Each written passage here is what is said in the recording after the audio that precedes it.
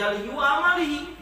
Dan pekerjaannya itu sudah ada ketentuan sifatnya bagaimana. Nanti kalau dia sudah besar pekerjaannya apa? Ya. Apa dia bekerja di bidang ini atau di bidang itu, apa jadi guru, apa jadi apa saja. Itu sudah ada ketentuannya. Maka kita meminta kepada Allah mudah-mudahan janin ini pekerjaannya pekerjaan yang diridhoi oleh Allah Subhanahu wa taala. Apapun itu pekerjaannya, mau di bidang dakwah ilallah, mau di bidang disampaikan oleh baginda Rasulullah sallallahu alaihi wasallam, tepatnya hadis yang keempat di dalam kitab Arba'in Nawawi. Qala Rasulullah sallallahu alaihi wasallam, an Abi Abdurrahman Abdullah bin Mas'ud radhiyallahu anhu qala hadatsana Rasulullah sallallahu alaihi wasallam wa huwa shadiqul masduq. Inna ahadakum yujma'u khalquhu fi batni ummihi arba'ina yawman nutfatan thumma yakunu 'alaqatan mithla dhalik thumma yakunu mudghatan mithla dhalik thumma yursalu ilayhi al-malaku fayanfukhu fihi ar-ruh wa yu'maru bi arba'i kalimatin bikatbi rizqihi wa ajalihi wa amalihi wa syaqiyyun aw sa'id fa wallahi alladhi la ilaha ghairuhu inna ahadakum la ya'malu bi amali ahli al-jannah hatta ma yakunu bainahu wa bainaha illa dhira'un wa yasbiqu alaihi al-kitabu fayamalu bi amali ahli an-nar fayadkhuluha wa inna ahadakum la ya'malu bi amali ahli an-nar hatta ma yakunu bainahu wa bainaha illa dhira' fayasbiqu alaihi al-kitab fayamalu bi amali ahli al-jannah fayadkhuluha rawahu Bukhari wa Muslim. Rasulullah sallallahu alaihi wasallam bersabda, inna ahadakum, bahwasanya setiap di antara kalian itu yujma'u, dikumpulkan khalquhu, penciptaannya, fi batni ummihi, di dalam perut ibunya, arba'ina yauman, selama 40 hari pertama berupa nutfah. Apa itu nutfah?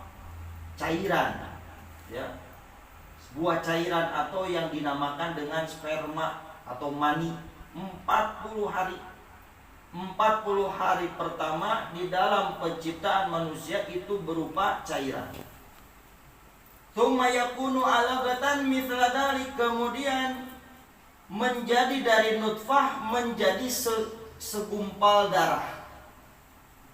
Menjadi segumpal darah selama berapa lama? Mithla dzalik, 40 hari. Jadi 40 hari pertama sperma, kemudian masuk ke 40 hari yang kedua itu merupakan alaqah. Ya, apa alaqah? Segumpal darah. Tsumma yakunu mudghatan mithla dzalik, kemudian setelah menjadi segumpal darah, kemudian menjadi segumpal daging. Berapa lama? Mithla dzalik, 40 hari. Berarti ada 3 periode, ya, 40 harinya. Sekarang 40 hari dikali 3 berapa? 120 dibagi 30 berapa? 4. Itulah asal mula dari 4 bulanan. Nah, setelah berawal 40 hari dari sperma, mani, kemudian setelah melewati 40 hari kemudian menjadi alaqah, segumpal daging. Berapa lama itu prosesnya menjadi segumpal darah, bukan segumpal daging? Berapa lama itu proses ketika janin menjadi segumpal daging, segumpal darah? Prosesnya 40 hari. Ya. Kemudian setelah 40 hari kemudian menjadi dari segumpal darah menjadi segumpal daging. Prosesnya berapa lama? Sama 40 hari. Setelah perjalanan 120 hari atau 40 hari kali 3, kemudian apa yang akan terjadi? Tsumma yursalu ilaihil malaku, kemudian diutus kepadanya, kepada janin, al malak, satu malaikat. Fayanfakhu fihi ruh, maka malaikat itu meniupkan ke dalam janin tersebut ar-ruh. Ya, ar-ruh, yaitu roh, ya. Sehingga janin yang tadinya sebelum masuk 4 bulan masih belum gerak. Ya. Makanya tadi sebelum memastikan acara ini diniatkan 4 bulanan, kita USG dulu udah gerak apa belum? Ternyata sudah. Berarti pas 4 bulan itu emang ditiup ke malaikat. Nah, bukan ditiup ke malaikat. Malaikat niupkeun ruh atas izin Allah Subhanahu wa taala kepada janin tersebut sehingga janin tersebut gerak. Ya. Fayanfukhu fihi ruh. Nah, setelah ditiupkan ruhnya, janin yang tadinya diam saja, maka itu ada gerakan. Ada gerakan, itu menandakan bahwasanya ruh sudah masuk ke dalam janin tersebut. Setelah ruh sudah masuk, itulah berawal ketentuan-ketentuan yang ditentukan oleh Allah Subhanahu wa taala kepada setiap orang. Setelah ruh masuk ke dalam janin, maka wa yu'maru bi arba'i kalimatin, maka ditentukan kepada janin tersebut 4 perkara. Yang pertama, bikat birizki, ditentukan dengan rizkinya, menulis atau ketentuan rizkinya. Ya, sekarang nih pas 4 bulan ini penentuan, ya. Maka saya berharap mudah-mudahan janin yang sekarang diniatkan dalam rangka 4 bulanan ditentukan oleh Allah Subhanahu wa taala yang berkaitan dengan rizkinya, mudah-mudahan rizkinya maslahat manfaat dunia akhirat. Amin. Inilah kita berdoa kepada Allah. Jadi bertepatan. Jadi istilah namanya malaikat itu proses penentuan kepada orang atau janin yang ada di dalam perut seorang ibu. Ketika malaikat memproses itu semua, kita meminta kepada Allah. Ketika mengatur rizkinya, kita minta rizki yang terbaik buat janin itu. Ya, kita minta rizki yang terbaik buat janin tersebut. Rizki zahir dan batin, ya. Pokoknya rizki yang maslahat manfaat untuk dunia dan akhirat. Kemudian sudah ada ketentuannya rizki, bahkan sebelum dilahirkan setiap manusia sudah ada ketentuannya rizkinya itu. Belum lahir ke muka bumi sudah ada catatan pijataheun, urang bakal menang rizki salila hirup teh sudah. Bahkan di dalam hadis yang lain, sesungguhnya manusia tidak akan mati kecuali pembagian rizkinya sudah selesai. Ya, manusia itu tidak akan mati kecuali Allah sudah selesai membagikan jatah rizkinya. Jadi ketika masih di dalam perut, rizki kita sudah diatur. Ya, kita kan nggak tahu rizki kita 1 hari ke depan, 2 hari ke depan, ya, sebulan ke depan, setahun ke depan, itu nggak bisa kita prediksi. Ya, jangan sampai kita berputus asa sekarang kita rizkinya serba kesulitan. Belum tahu ketentuan Allah. Siapa tahu seminggu lagi kita menjadi orang kaya raya. Ya, amin. Orang yang banyak hartanya ahli ibadah lagi. Amin. Amin. Ya Allah ya Rabbal alamin. Kan tidak ada yang tahu. Yang pertama bikat birizki. Yang kedua apa? Wa ajalihi, ditentukan ajalnya. Belum lahir sudah ada ketentuan ajal, jatah hidupnya di alam dunia berapa tahun. Ya, sudah ada ketentuan. Maka kita meminta kepada Allah ketika penentuan ajal, kita minta kepada Allah mudah-mudahan janin yang kita niatkan dalam acara 4 bulanan ini umurnya berkah. Amin. Dalam keadaan sehat walafiat. Amin. Hidupnya manfaat untuk seluruh umat Nabi besar Muhammad sallallahu alaihi wa alihi wasallam. Ya. Kemudian apalagi? Bikat birizkihi wa ajalihi wa amalihi. Dan pekerjaannya itu sudah ada ketentuan sifatnya bagaimana. Nanti kalau dia sudah besar pekerjaannya apa? Ya. apa dia bekerja di bidang ini atau di bidang itu, apa jadi guru, apa jadi apa saja. Itu sudah ada ketentuannya. Maka kita meminta kepada Allah, mudah-mudahan janin ini pekerjaannya pekerjaan yang diridhoi oleh Allah Subhanahu wa taala. Apapun itu pekerjaannya, mau di bidang dakwah ilallah, mau di bidang mengajar, atau mau di bidang usaha, bisnis dan lain sebagainya, yang penting usahanya itu usaha yang akan diridhoi oleh Allah Subhanahu wa taala. Bigat birizki wa ajalih wa amalih wa syaqiyun aw sa'idun, dan ditentukan apakah ini orang akan mendapatkan keselamatan atau apakah ini orang janin ini calon yang akan mendapatkan kebahagiaan atau kerugian. Maka pada saat ini juga kita berharap kepada Allah, mudah-mudahan janin ini termasuk orang yang sudah akan mendapatkan jatah hidup dalam keadaan bahagia dunia dan akhirat.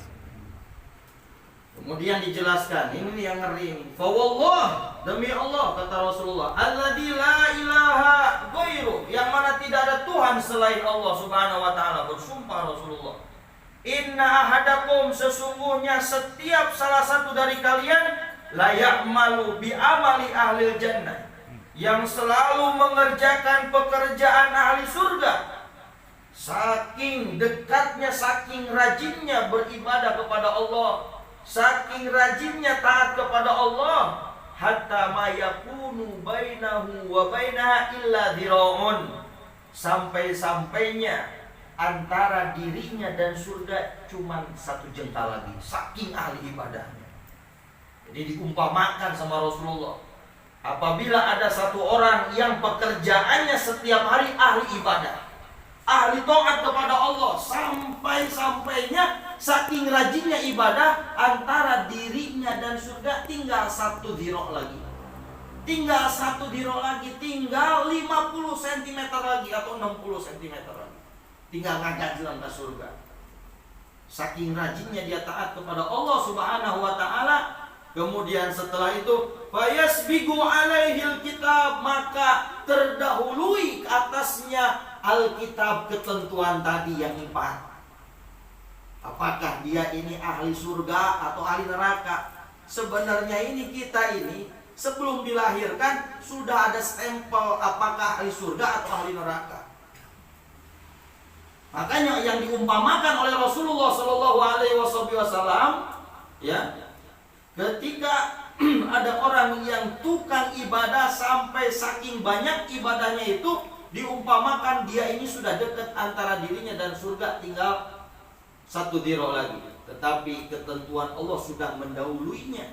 Sebelum lahir sudah didahului dengan Alkitab tadi, yang ketentuan Allah Subhanahu wa taala. Fayamalu bi amali alinar, maka tiba-tiba dia mengerjakan dengan pekerjaan orang-orang yang akan menjadi penghuni neraka. Fayadkhuluha, maka akhirnya dia masuk ke neraka.